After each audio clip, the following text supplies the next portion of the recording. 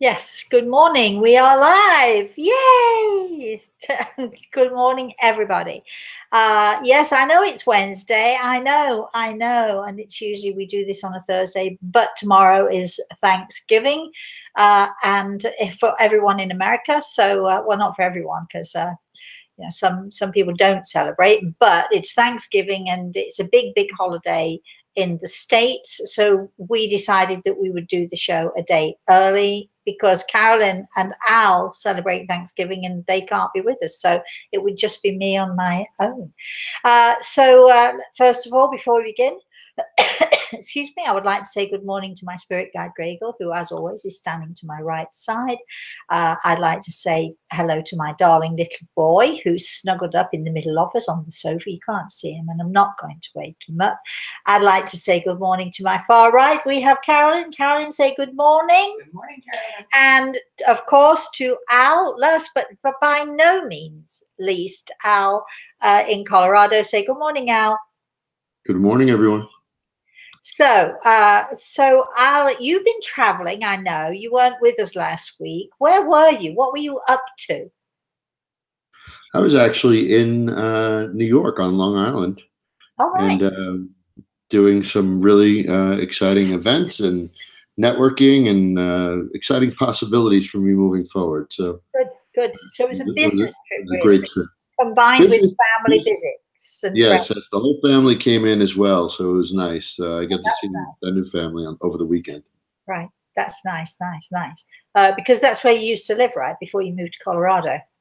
Correct, and I found that I don't miss it. Besides the family and friends, I don't miss it much. I was actually going to ask you that same question. I was going to say, so going back there, was it a nostalgic event, or were you just, aside from of course, your family and friends, which of course you're going to miss, was it a nostalgic event, or are you happy to be in Colorado? Well, it was not. I think it's getting less nostalgic the more often we go there. Believe it or not, we didn't visit the old house this time. We didn't there were a couple of food places that we wanted to visit. But that was about it. We missed some of the food on Long Island. That's about it. Yeah, well, I understand. I've never actually shopped for food on Long Island. I'm going to shift myself just slightly there. I've never actually shopped on Long Island for food, although I've eaten there many times. My wonderful friends who are there, Rich and Diana Piero are there. And they've lived there forever, and the food at her table is magnificent. Of course, she's a magnificent cook. But I've never actually shopped there. But I understand the shopping and the food and the so on and so forth. They're really beyond belief in some areas. All right. So, what else was I going to say? So I would like to just talk a little bit about Thanksgiving.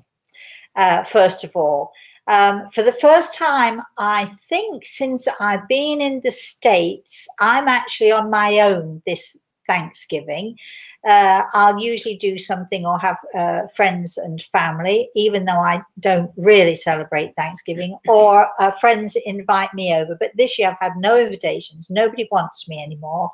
Everybody's busy doing their own thing. And I made a huge mistake, a huge mistake, because my grandson, who lives in New York, was telling me that they're going to a friend's house where there's a friend of his he can play with. And he said to me, and we're going to have a huge feast, Mosey.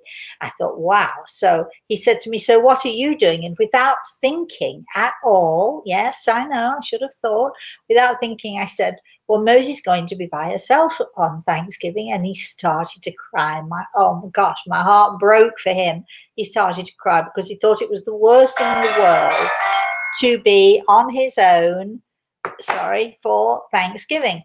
And just for anybody out there who might be thinking, poor Rosemary's all on her own for Thanksgiving, I'm fine. I'm not really, Thanksgiving is an American celebration. I'm British and we don't, although I love to have food with family and friends, I don't particularly celebrate Thanksgiving. Now, you do celebrate Thanksgiving, don't you?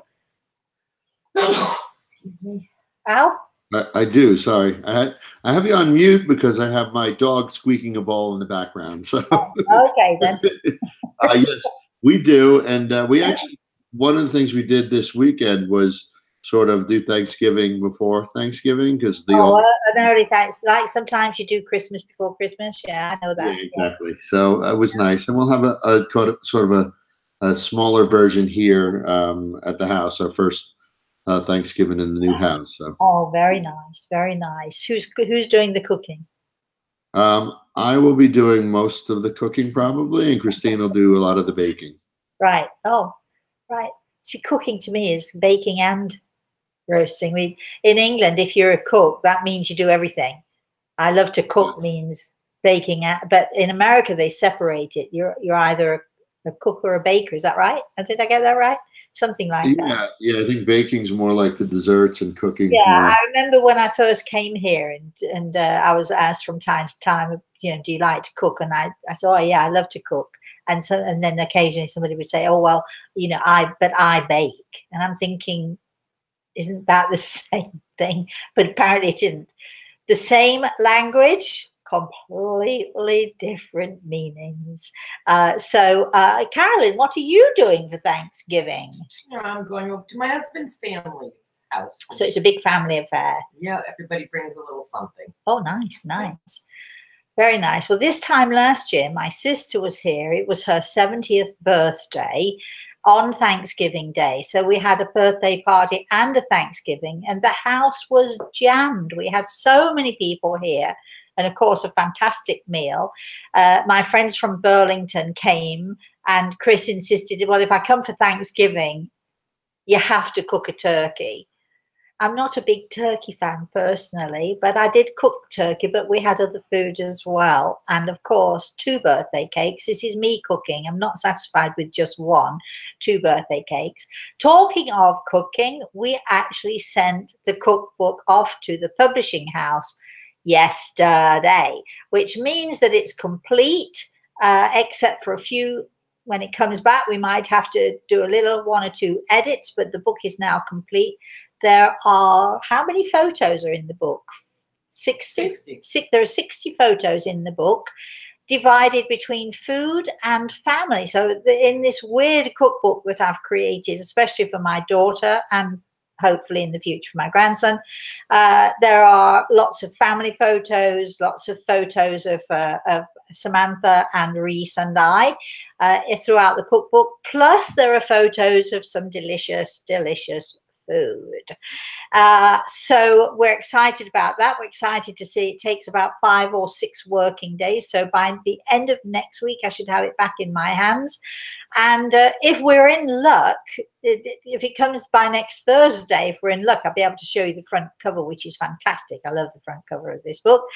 And the exciting news is it's much less expensive than we thought it was going to be. So I thought it was going to be between $60 and $70, and it's actually, I mean, it's a huge difference, really. It's going to be something like $52 or something like that, something around there. It's still expensive for a cookbook in my view, but it does have lots and lots of photos and lots of good food in there, and I'm going to give it to my daughter as a Christmas present because truthfully I didn't make it for commercial use. I actually made this cookbook and devised this cookbook and designed this cookbook simply because I wanted to give my daughter something so that when it's my turn and I go up there, she'll be able to say to my darling boy, this is Moses' cookbook, and look, this was you when you were a little boy, and this is you in Moses' kitchen, and these are the chocolate covered shortbreads, and this is her delicious lemon cake, and so on and so forth. So anyway, so I made it for that reason. Right, we're chattering away now. We've already decided I'm not celebrating Thanksgiving because nobody invited me. I've got the violin out now. I'm going to make you all feel really sad. I think I'm going to do some baking tomorrow, actually. I think I'm going to make some shortbread and other things. So while we're waiting for tomorrow to come, do we have anyone joining us this morning, and do we have any questions? We do. Great. So Carolyn, do you want to begin? Sure, we've got Ave, Good morning, Ave. all the way from Sweden. Good morning. Evening for him or her. I made a business proposal to a certain company. I am wondering if they will be getting back to me with a positive answer. Oh, you want me to do a bit of fortune telling, Abe? Is that right? Is that what you want me to do? My inclination is to say we don't take questions like that, but we did take your question, and so I'm going to say Grey Eagle is has his hand on my shoulder and is saying, "Be hopeful." So that's it. That's all I've got for you, Al. I don't. There's not a lot of questions yet, but Dean says, "Hi all. I've been feeding my Christmas cake." He says, "One shot for the cake, one shot for me, one shot for one shot for you." But I actually have a question. Yes.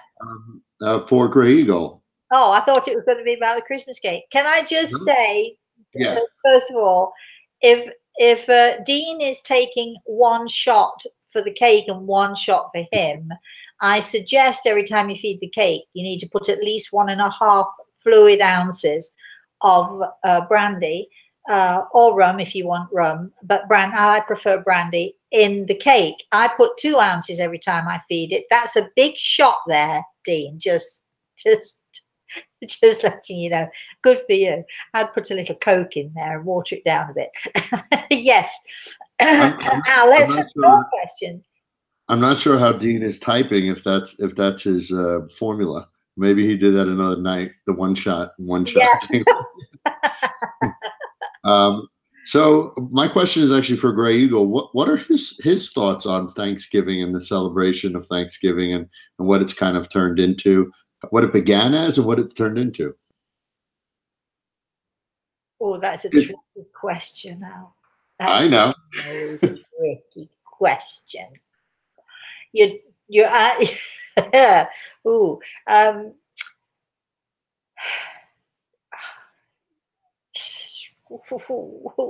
well, Thanksgiving, I'll do my best to answer and hope that I do not offend anybody. Right? Well, this is his perspective, right? Yes, I'm hoping it doesn't offend anybody, because not only is it his perspective, I'm going to be very honest with you, it's also my perspective. I've seen through his eyes, and we've talked about this on many occasions. Now, I know that the American people very much like to celebrate the fact that the Native Americans, when they were on their expeditions, Lewis and Clark were on their expeditions, the Native Americans welcomed them, fed them, introduced different foods to them, and so on and so forth. And I know from if anybody's ever read the Chronicles of Lewis and Clark, and of course, we must, when we're talking about Lewis and Clark, we must not forget Sacagawea, because Sacagawea was a chief, a woman no less, which was very unusual in those days to have a woman as a chief, and she was revered by so many of the Native American community, so much of the Native American community. And her story is a phenomenal story, but it's also a very sad story. And it's, you know, if we can get past all the glamour and all the wow stuff, really, it's a brutal story. And Thanksgiving is based on a very brutal history. Would you say that's true, Al? It is, yeah. So, this is from Grey Eagle, that he does appreciate that people now sit around the table and they hold hands and they, you know, and they say what they're thankful for, and that part of this celebration it's quite amazing, actually. That, you know, people now have come to respect the Native American communities. They, you know, the Westerners have come to respect. For many of us, we've come to respect the Native American communities and the Native American way of life. However, it has to be said, because this celebration is based on history, it has to be said that there's a very brutal history, that the Native American communities were stripped, not just of their lands, not just of their goods, but they were stripped almost of their souls. So I would urge people who celebrate Thanksgiving to remember that that should never happen again. So for me, it's not so much a celebration as a remembrance that, you know, this brutality that occurred when one nation was trying to not just discover a land, but to control it. And now I'm British. If we go back to, you know, all of the stuff that the British did and how many lands they stole. So this is not, I'm not criticizing anybody here. And after all the people who did this are probably long dead and buried anyway. But, you know, the British Empire was created because as an army, the British went into different countries and stole the countries and stole the leadership and stole whatever. But the Native American wars were decidedly brutal. And so I think, you know, when we're celebrating, for instance, Remembrance Day, we're celebrating the day that the Second World War ended. We celebrate the veterans. We have to also, when we're celebrating them, we also have to bear in mind that there is a brutality to war. And when we're celebrating, we're not so much celebrating as we are remembering that. And if we can remember, Gregor says, if we can remember, then we are less likely to repeat the brutality. I've really brought us down now, haven't I? What do you have to say to that, Al? It's your question. I don't think it didn't bring me down. I mean, it's great to hear that perspective, because I think the Thanksgiving part that you were talking about, the being thankful is good, but it's also, I think, of Memorial Day and thinking of the people that lost their lives in war. I think it's important for, I know myself, to think in that regard and still be able to be thankful for what we have. And I think it's an awareness that everybody should continue to have moving forward. And it's a really important lesson. So thank you for sharing it. I think we also do have to remember that wars are created by governments and by rulers and despots and, you know, sort of the people like Pol Pot, people like Hitler and all the rest of it. So in remembering the Native Americans and what they had to suffer, we also have to remember all those young boys who were sent out as soldiers by the American government to fight a war that was so brutal, and they lost their lives too. Just as we have to remember, you know, the world was at war with Germany.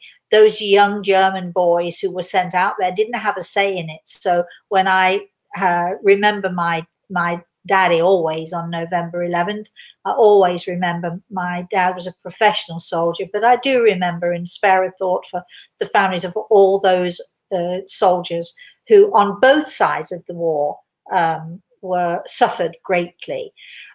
Going back to the Native Americans, I remember many years ago, going back right to when Samantha was a baby, so a long time ago, there was a movie. It was called Soldier Blue. I can't remember who's in the movie. I went to the cinema to see it. It was aside from Schindler's List, I'm thinking it was one of the most moving and poignant movies that I'd ever seen, and it was heartbreaking. And it tells the story of one of the American colonels who ruled and sent his soldiers out to war and encouraged the brutality of the soldiers towards the Native Americans. If you can get the uncut version, you have to have a strong stomach, because what you see is really, really brutal, but it brings it home to you that you know, the people fighting on both sides of this war struggle. And Soldier Blue was a young American soldier who saw this brutality, and like many other American soldiers, said no more. And they were put in chains, and they were marched across the deserts, and they were treated in some ways worse than the Native Americans because they dared to oppose their leaderships. It's an amazing, amazing movie. So if anybody, you have to have a strong stomach. If you can get the uncut version, I have both actually. I have a version or somewhere. I've not watched it in a long time. And of course, it's an old movie. It's 40 years old, but it's the most stunning and amazing movie, one of, that I've ever watched on this subject. Shall we now, having discussed to the death the reason for celebrating, do we have any questions? Carolyn? Yes, I do. Yeah, let's go. Jennifer asks. Good morning, Jennifer. I keep running into closed doors. I can't find a home for my kids. I just need to know what's next. Will this next chapter of my life be better? I'm listening to Grey Eagle. Again, I don't usually take these questions because they take a while sometimes to answer thoroughly. So I hate to give quick answers to complicated and difficult questions and difficult situations. But we do a show, Al and I, Everything is Attitude. And I think that maybe, darling, no criticism to you.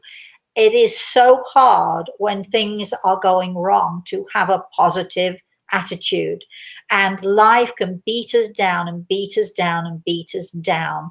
I think your attitude needs a little bit of polish. I'm not quite sure how you can do that, but I'm going to put you on our healing list, and we're going to send you some healing. So maybe a little bit of strength, and maybe, you can polish up that attitude. I think if you have a more determined, and so easy, I feel as if I'm criticizing you. As I've said, it's a quick answer, but I really feel that if you go in there with a positive attitude, things will turn around for you. Remember, with a positive attitude, you can achieve almost anything you want. Unfortunately, it is so hard to keep that positive attitude up and to keep striving and to keep pushing when life seems to just beat you down and people seem to have, slam the door in your face. But you're on my healing list now. We shall send prayers for you. Go for it. Go for it, darling. Next question now. Melody asks, good morning, Melody. Do loved ones come around us? And I'm assuming she's meaning loved ones from... I know what she means. Yeah. And the answer is yes, they do. And she's asking a question I think that she knows the answer to. Our loved ones in the spirit world do come around us and do come together with us, and especially for our holidays, for birthday celebrations, Christmas celebrations, Thanksgiving. Do I call them remembrances or celebrations? I know a lot of people celebrate Thanksgiving, so I'll say celebrations. But for all of those celebrations, when our families come together and they all meet and join together, those in the spirit world are drawn to us because we're all there together. We're all trying to make our families work. Now, we all know that there's nothing worse than a family getting together to create all of those old hurts and old resentments that families do tend to have. And so usually there are arguments and stuff going on. Can you try, all of you out there, can you try to keep down the arguments? Can you? Because remember, those in the spirit world will draw close to you and they'll hear everything you're saying. They just want peace and harmony. And when they draw around you, that's what they're trying to create for you. Carolyn, let's have another question, shall we? All right, Melissa. Morning, Melissa. Didn't we just have Melissa? No. Oh. My question is about my home. I never feel alone here, and I suspect I'm surrounded by spirits, those of my family past and others. I was going to say I have no idea, but Greg will put his hand on my shoulder at just that moment when I was going to reply to you, and I think you're absolutely right. Good, because she says, am I crazy? No, not at all. Well, let me put it this way. You're as crazy as I am. Oh, let me think. I'm a little bit crazy. A little bit crazy is a good thing, but not crazy crazy. No, definitely not. I feel though, and I'm going to say this to you because Grey Eagle has his hand on my shoulder here and is saying to me that this is not a. I feel that your house is filled with love. I don't feel it's a malevolent energy. I think it's a benevolent energy that you have there. So, wow, are you lucky? And I think, so many of us have this, but so few of us are able to sense it. So good for you, darling. And you're not crazy. No, you're not crazy. No. Question. Tammy asks. Who? Tammy. Tammy. Good morning, Tammy. And I know you've spoken about this in past shows, but when did Grey Eagle introduce himself to you? October of 86, I think. Something like that. I have to look it up. I can't remember. I've forgotten. But anyway, I remember the day, I remember the date, I remember the time, but most importantly, I remember the experience, which was stunning, because it was the first time I had actually really properly gone into a trance state. Now, the young lady who was asked the question before, am I crazy? Now, this is where you'll think I'm crazy or just whatever you think, I don't care. But it happened to me. It was one of the first times that I went into a truly deep trance state. Not the deepest, but certainly deep enough. And Grey Eagle used my body and my vocal cords, and he let everyone in the room know who he was, why he was there.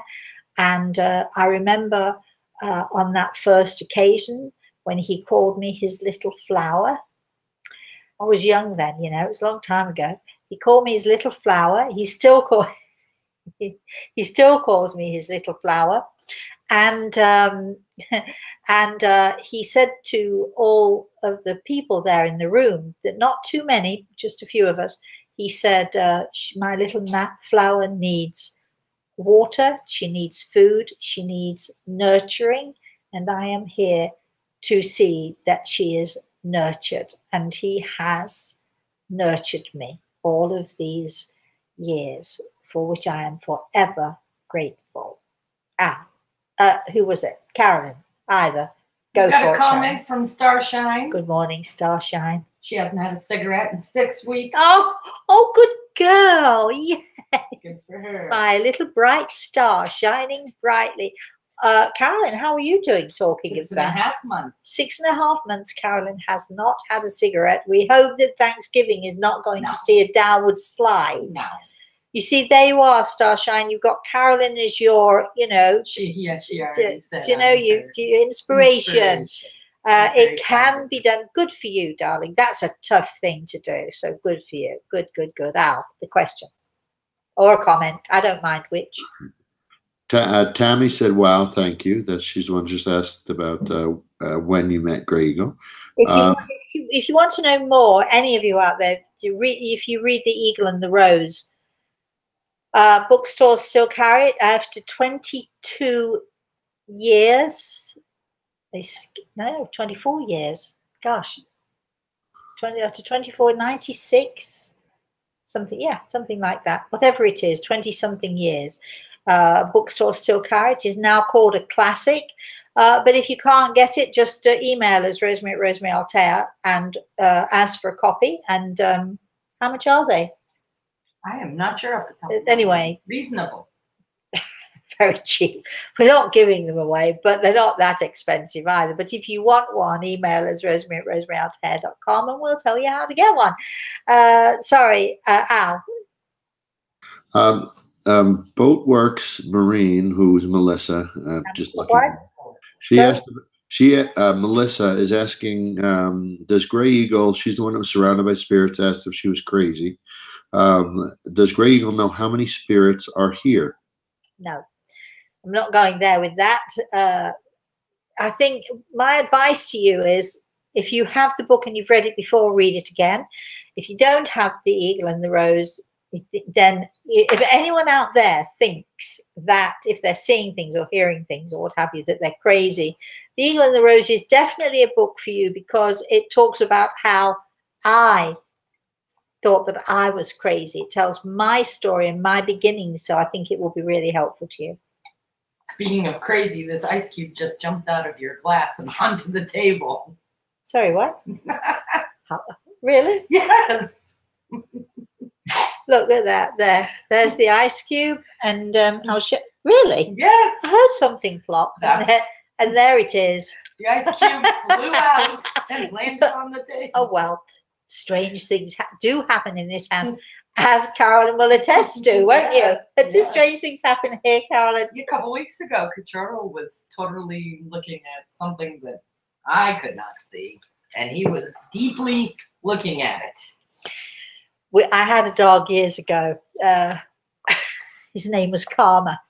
He was the smelliest, most beautiful, cross-eyed little puppy you could ever wish for. And on Friday nights, which is when I used to have my teaching classes, my students would come. We'd all be sitting there meditating or something, and all of a sudden I'd look at Cachorro, and at Karma, and he would be sitting upright like this and staring into the far corner of the room, and he'd stare for a minute, and everyone would supposed to be meditating, would stare at the dog staring at the corner, and then all of a sudden he'd whip his head around and he'd stare somewhere else, and he was obviously seeing things. Our animals do see those things. Anyway, sorry, Al, comment, question, either, both? Like humans, there are different levels of sensitivity, right? Yes. Is that the case in animals as well? Yes. Yes, although animals are, I think, much more sensitive and aware, because they don't have all that stuff going on.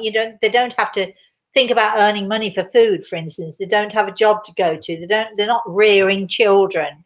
Rearing their own puppies or kittens only lasts a few weeks, not a lifetime, that sort of thing. They have less clutter, is what I'm trying to say. So because they have less clutter, they are much more aware and much more sensitive, I think, than we humans are. But certainly to varying degrees, yes, I think so. Got a question from Albertine. Good morning, Albertine. A small bird flew into my father's window and died. Then later that day, my brother came to visit and was mad. Was the bird a sign of things to come?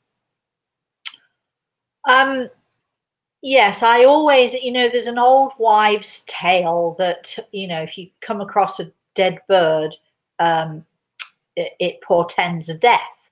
I do. I don't know why I've suddenly thought of this, but I remember two ladies came to me years ago for a consultation. And I can't remember it was whether they came in or when they were leaving or whatever, but we discovered a dead bird in my driveway. It was quite a large one. You couldn't miss it, some sort of a crow or something. And I got a phone call a couple of days later from one of these ladies. They were thrilled with the consults. They'd had a great time with me. But she said, but you could have warned us. Apparently they drove home, they got out of the car, and one of them tripped over a dead body on the way into their garden gate. It was some guy an old guy who dropped dead. Did the bird portend that? I do think that our winged creatures, as the Native Americans call them, and I love that phrase, those tiny winged creatures, do bring us messages. So I think it could easily have is there such a word as portended? Been a sign, let's put it that way. I don't think there's a portended word. That certainly it could have been a sign that something was amiss or something was coming at you that wasn't so good. I hope, though, darling, that you got over it and everything's okay now, that you and your brother have made up. Al, a question? We have no questions, but speaking of signs, I think it could be a good sign as well, as we've discussed, right? So there could be things that happen. Oh, So, yeah. so Oh, we yeah. were, yeah. So we were talking about, his family around us, and Thanksgiving.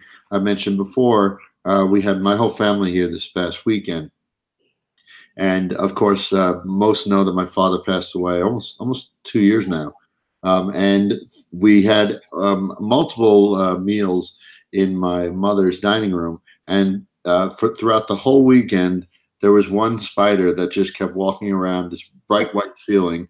Um, Freaking some people out because it was a spider, but I just kept, I love noticing. spiders.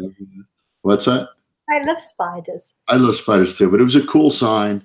Then at the end of the weekend, there was another second baby spider there. So there was a big spider and then there was a little baby spider. So it was a cool sign just to, I think, let us know that my dad was there celebrating with us. So there could be good signs, and then there could be those signs that could be warning us about things too, right?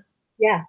Well, I think that uh, the reason I like spiders, many years ago, I can remember I was in England. I was sitting in an armchair by the side of the fireplace, and I was watching TV or something. I might have had a glass of sherry, but I certainly wasn't drinking heavily. But I might have had a glass of sherry in my hand, and so I out of the corner of my eye, I kept seeing something. Didn't know what it was, and finally, my eyes were drawn away from the TV, and so where the fireplace was, in the sort of that corner there in the fireplace, walking up the wall. Well, there was this like little tiny spot of light, and it looked like a small torch, or as you say in America, a flashlight. Little, but it was a sort of a little bit bigger than a pinprick of light. As I watched, it sort of was slowly moving, and it was sort of slowly going up. And then all of a sudden, I realized, this is the weirdest thing, I realized that just below the light was a woodlouse. And woodlice are ugly creatures, really. They're like people think of spiders very often. They're not pretty at all. They're sort of brown and horrid. Anyway, and it was this woodlice climbing up the wall, and I realized that the light, as the woodlouse was going up, the light was going up as well. And I realized, it crossed my mind, that little tiny pinprick of light was the energy, or the aura, the energy field that surrounded this woodlouse. So I thought, oh, so I went on a bit of a mission, and I sort of, was looking at different insects and so on. And one of these creatures that has the most beautiful aura, pure bright white light, are spiders. So ever since then, I've been quite enamored of them. I mean, I wouldn't like them crawling all over me. I don't particularly like the idea of, having a mass of them. But having said that, they do say, where you have spiders in your house, the house is dry and has no damp. That's the second old wives thing I've come out with today. But the creatures do. If you're a person who is able to see auras, you want to try. I used to get my students aura spotting. I used to send them out to aura spot. So, and I mean, in a supermarket, you can aura spot with people. It can get quite busy. You get lots of lights. It could actually make you a bit dizzy seeing all the different energies, different colors, different energy fields around. But if you concentrate on creatures or birds or any animal at all, and you see that, even as I'm saying this to you, I am fully aware. I'm sort of, I've got Kachura sitting at my side here. His bum is pushed right into my hip. He's sound asleep. And I just happened, as I was talking about auras and aura spotting, I just happened to catch a glimpse of his aura, which is sort of, it's a lovely, nice light color. It's a little bit on the murky side around the edges because he's getting old and he's not very well at the moment. But, so that tells me a lot about him. But if you do want to do something fun tomorrow on Thanksgiving, send your kids out to aura spot in the garden, because it's a lot of fun. Carolyn. Priscilla asks, good morning, Priscilla. What about red cardinals? What about red cardinals? Red cardinals are gorgeous. They are beautiful. And of course, I think she's meaning more along the lines of, is there a significance when you see Well, I her? think that, all right, let's talk a little bit about our power animals and our power symbols. When we talk about power animals, I know that strictly speaking, a bird is not an animal, but nevertheless, birds come into that category. And it could be considered that the red cardinal is your power animal or your power creature, because we all have one. It isn't, our power animals and our power symbols do not give us power. They remind us of the power that we have within us. I can remember sitting in a studio many years ago I think what they used to do is they used to blindfold me, not quite blindfold me. They'd put me in a room that was black, actually, with headphones on my head. So I couldn't hear and I couldn't see, I couldn't glimpse anything. So that when I came out onto the stage to do the TV show, there was no way that I had any knowledge of anybody in the audience, and I had no knowledge of it. I couldn't hear anyone speaking. It wasn't like if one of the technicians had said something in my hearing and so I'd gleaned some information. They used to make absolutely sure that I was, oblivious to everything around me. Oprah Winfrey went one further and actually put me in a whole different building, several blocks away from where they were doing the TV show. So, I do understand why people can get nervous, but they used to put me in that space.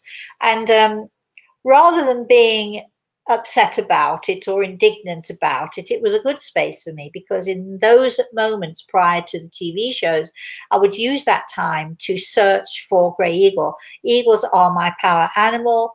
An eagle's feather is my power symbol. We all have one. When we do our online courses, which we are starting, we're not sure quite yet, January or February, we're going to be asking you to sign up if you're interested. Don't worry, we'll let you have the information soon enough. But I'll teach you how to discover your own power animal or your own power symbol. And it could be considered that the cardinal, the red cardinal, is your power animal. So whenever you see one, it is there to remind you you can do this, whatever it is you're thinking of doing, whatever doubt that you have about something, it reminds you of the power that you have within you. So red cardinals are obviously very special to you. Let's have Al, another question or another comment. We have Jeanette. The one. Excuse me. She says something. Oh, is that Nettie? Nettie, okay. Oh, Nettie, yes. I hope you're feeling better, Nettie. We had a message that you had a tummy issue, so we hope you're feeling better. Nettie says, sometimes I see shadows run past. So I was wondering, what do spirits look like when you see spirits? That's a really good question, because, excuse me, so many people imagine that when you see, you call them spirits, I call them people. That's the difference, I suppose. When you see someone in the spirit world, you know, they imagine a white sheet and somebody going, ooh, like that sort of thing, like the typical that we get on Halloween, the typical ghostly thing. I never see them like that unless they're playing around with me.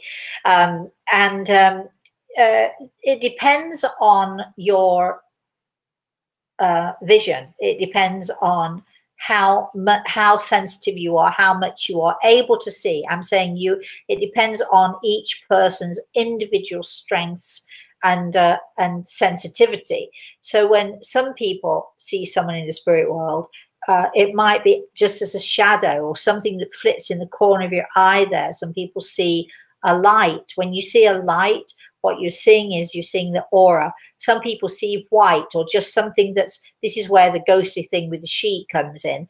A lot of people see people in the spirit world in some sort of a white glow. What you're actually seeing there is the energy, and the person is within the light. What you're seeing is their energy or their aura, which can shine out as bright light or bright white. Or sometimes we actually can see colors. But what you're seeing then is the person that you're seeing is within that light, but often the light is so bright or so blinding that we can't see through the light to the person. When I see someone in the spirit world, I see, I'm laughing because I've got a few people coming in here to join in with this conversation, Nettie. And I think, I see them as people. I see them with arms and legs. And when we pass into the spirit world, we take with us the etheric or the spirit body, which is the same shape and size. But unlike the physical body, it is indestructible. So I see people as they were and as they are still now, more solid and more real than ever we are. Carolyn, let's have another question. Starshine. Good morning. She says, I'm feeling a little lost these days, like a chapter of life has ended, but really unsure of what the new holds. Any wise insight? I think that's a really good place to be. I know it sounds like an awful place to be, but I think it's a really good place to be.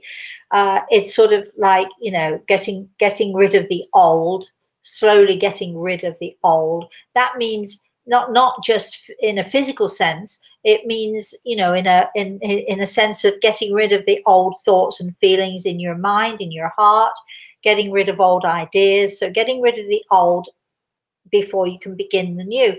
And it's like the story of the phoenix, the mythical phoenix.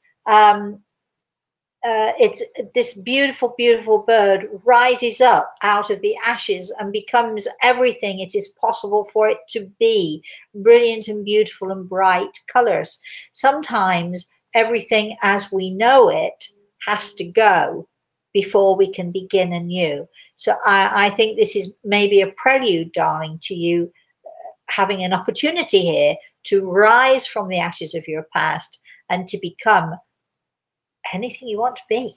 So I think, I think that I get why you're lost. I get why you can be frustrated sometimes, but take it as the precursor to something really beautiful or potentially really beautiful happening in your life. Sometimes we just have to dare to take that step towards, towards flying, really. So, out of the ashes, think about it that way. Out of the ashes rises the phoenix. How? And I mentioned earlier, if I could comment on that, is that okay? Whatever you want to say, Al. Go for it, darling. The trip back was really great for me from possibilities perspective, and I went through that same transition where I kind of was burnt to ashes, and now I feel like I'm on an ascension upward from that, and it was painful and it was challenging at times, but the feeling of ascending back up for me now. Well, you're talking about when you left Long Island for Colorado. Yep, to go to Colorado. Like burning your bridges, right? Yeah. So everything as you knew it then was gone, yeah. Destroyed and in ashes. And so you're now feeling that you're rising, right? Correct. Yeah. Yeah. So it's an amazing feeling. Challenges at first, but an amazing feeling now. So yeah, good. Do we have a question? Anybody out there?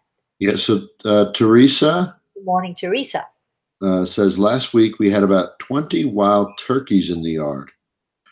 2 days later, everyone in our household had upsetting things happening: sickness, accidents, even lovers' quarrel. Were they harbingers of trouble? They could have been. As we've said, they could well have been. My thought goes immediately when I heard 20 wild turkeys. My thought was, I love wild turkey. The taste of wild turkey is very different than a regular turkey. So my thought went to the table, because I probably would have been out there running and chasing, although they're vicious creatures. We might not have caught one. But certainly could have been. But be careful, because, sometimes things are just as they are. Sometimes we get 20 turkeys and it means nothing. Sometimes, we get a bird dropping at our feet and It just means a bird dropped at our feet at that precise moment. But I do pay attention, so I'd advise you all to pay attention. And it does sound to me like they could have been a portend of something to come, or disharmony, or what have you. Yeah. Interesting, isn't it? Jan and Bob just joined us. Good morning, my darlings. I hope you got my letter. Yeah, do they have a question? No, she was just saying hello. Oh, hello. I hope you got my letter, and if you'd like to call me, that's that. Al.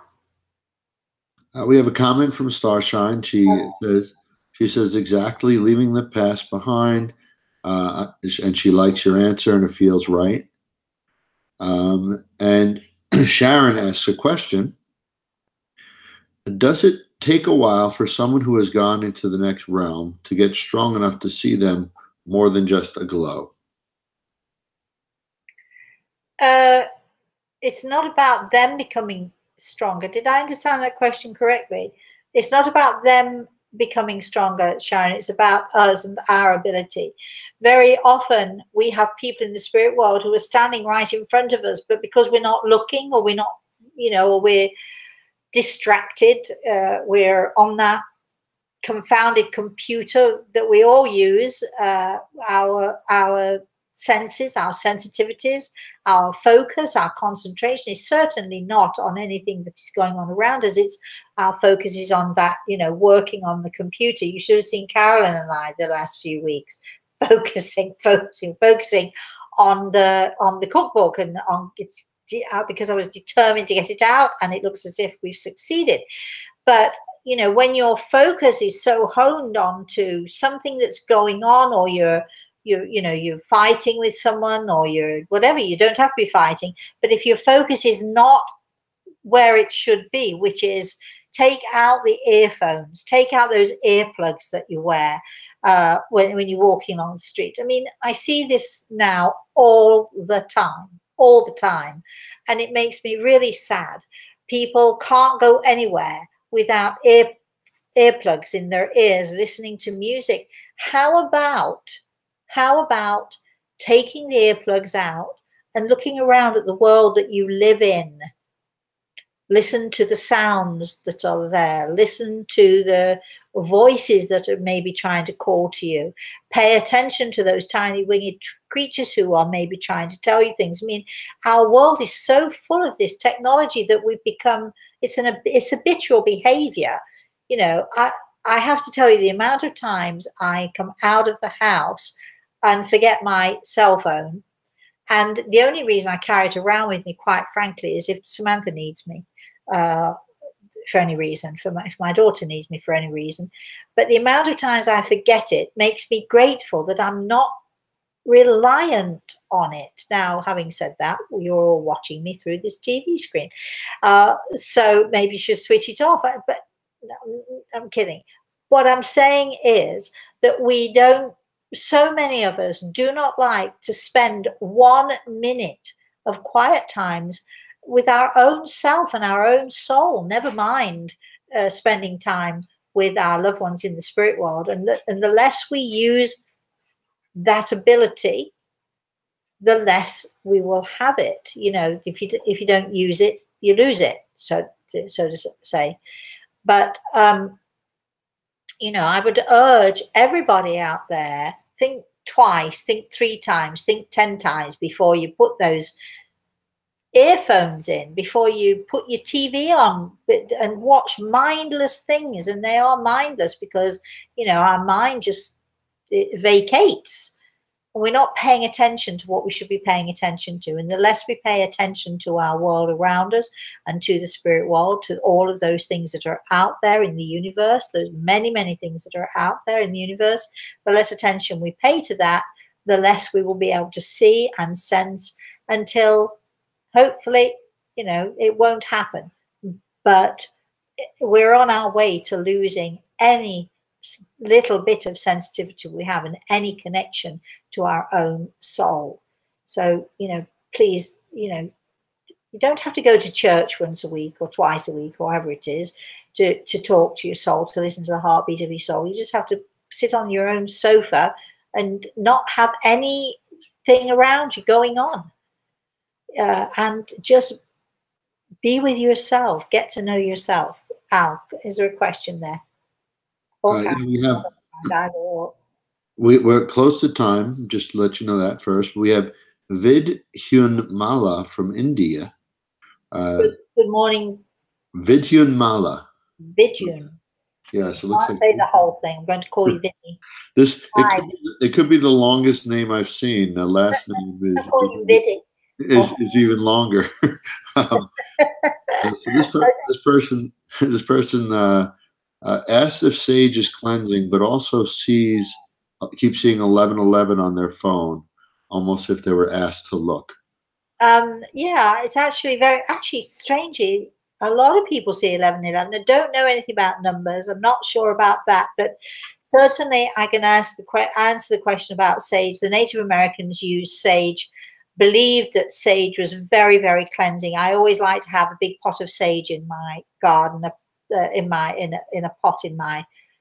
I don't really have a garden anymore, but I do grow my own fresh herbs. And I always like to have a pot of sage. It's great tasting, but it's also very, very cleansing. And I always feel when it's growing out there that it has a really cleansing feeling. The Native Americans used to make these beautiful sort of bundles and burn them. Or they would smoke them. The sage would smoke, and then they would waft the smoke around. There's a whole ritual to burning sage. Go on the web and find it out, Google it or something. But that the smoke from the sage acts as a very cleansing and a very purifying type of thing. So yes, it's used, and I've used it myself. I was in Italy 2 or 3 years ago and used it and almost burned the house down because I didn't light it properly. But I shouldn't have said that, because my friend who allow me to stay in this villa doesn't know that, so I'm hoping he's not going to watch this as I'm saying it. But do it properly. If you're going to do it properly. Go on the web, Google it. But yes, and it also, aside from it being very cleansing, it's a fabulous ritual, and it it works tremendously because you combine your own energy with all of that. But it also smells fabulous. Carolyn? Eric has a question. Good morning, Eric. Good morning. My name is Eric. I've never watched you before, but you were in my notifications. I don't know what you can tell me about this. I don't know. I don't know how you got there. But I've spotted coyotes all of my life, and I'm from the city. So I feel like they must have some significance. I think they certainly do. I think you might find that the coyote is perhaps your power animal, and a very strong power animal it is, Eric. I'm sorry if we sent you something and you didn't ask for it, because we only like to send. But if you want us to send you more, just email us, rosemary@rosemaryalaltea.com, and we'll keep sending you stuff. Usually we're on Thursdays at 11 o'clock Standard Eastern Time. It happens that it's Thanksgiving, so we're here on a Wednesday instead. But we hope you enjoyed it, even though it's unexpected to you. We certainly hope you enjoyed it. But coyote is very, very, very powerful power animal. Al? Sarah says, these last days, a lot of things went wrong. Bracelet broke, heating broke, hit a wall with my car, bought the wrong size clothes.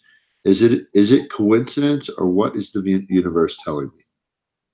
I think the universe is telling you, Sarah, to pay attention, to pay a little bit more attention.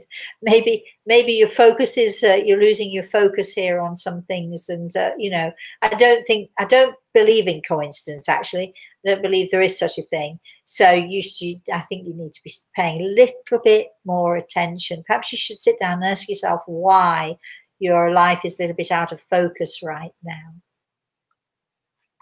Eric says, yes, I enjoyed it. Thank you, Rosemary. I'll keep watching. So you might want to let them know we are usually on Thursdays. Yeah, I thought I did, but yes, we are. I know we are usually on a Thursday morning, 11 o'clock, but also Al and I do our Friday show, which is 6 o'clock Standard Eastern Time, which is 4 o'clock Colorado time, right, Al? And I don't know what, and it's also, I think it's 11 o'clock British time. That's all I've got for you. But 6 o'clock Standard Eastern Time, Al and I do everything. Everything is Attitude Show. and which is also a lot of fun. And we talk about, you know, how our attitude can really make a difference in our lives. And I try to give a little recipe every time for what our attitude should be. Do we have anything else before we? One quick question. One quick question. Magdalena asks. Good morning, Magdalena. I really miss my mom. Do you know if she's still around me? We lost her in March this year, and our hearts are still heavy. Of course, it would be the last minute question, wouldn't it? I'm asking Grey Eagle, and I can tell you this, that your loved ones in the spirit world are close to you, close by you. I can tell you that there is a lady with her arms around you, even as I'm speaking to you. I know it must be a really tough thing to lose your mum. And Gregor tells me not to worry, because, you know, she's fine. And on that note, one more. Are you still doing the show this Friday? People are asking. Yes. Okay. We are doing Friday night. The Friday night. Well, Thanksgiving is tomorrow. I must say, the first Christmas I ever spent in the States, I was horrified. We had a wonderful Christmas day. I woke up on Boxing Day morning to find everybody's gone back to work. I'm thinking, but it's Christmas. You know, what is this? Christmas is just a day. Thanksgiving is just a day. In England, we like to celebrate for the week. We celebrate Christmas and New Year, and we don't go back to work unless you're unfortunate enough to have a job where, you know, you're with the public and you have to go back to work. But you know, we, at least in England, we have Christmas as at least a 3-day holiday. We have Christmas Day, Boxing Day, and the day after. In America, you got one day and that's it. All that preparation for one day seems to me to be just really crazy. So in my house, in my daughter's house for Christmas, we celebrate from the day before Christmas Eve to a couple of days into the new year. We celebrate that. Even if my daughter has to go back to work, we're still celebrating. We're still eating good food. We're still having people over, and we're still celebrating. I like to think of Christmas as we're celebrating the birth of Christ. I know that a lot of you don't do that, but we're celebrating family and good stuff as you do at Thanksgiving.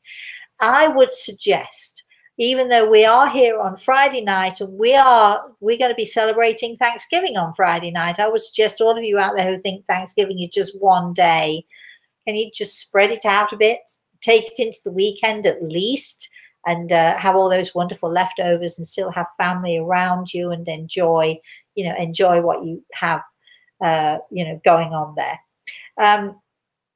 So yes, we are. Tomorrow night, Friday night, I'm sort of getting myself confused. Friday night, we are Everything is Attitude at 6 o'clock. If you want to know more about that, please email info@everythingisattitude.com. If you want to be on that show, email the same place, info@attitude.com, and we'd love to have you on the show. If you don't want to be on the show and show your face, we can certainly talk to you, and you don't have to be on the air. We can even use a false name if you'd like us to, but we'd love to have you on the show if you have an issue or an event going on. If you have a story to tell us that you might think other people would be inspired by, let us know. Come on the show. Everything is Attitude, 6 p.m. Standard Eastern Time on Friday. In the meantime,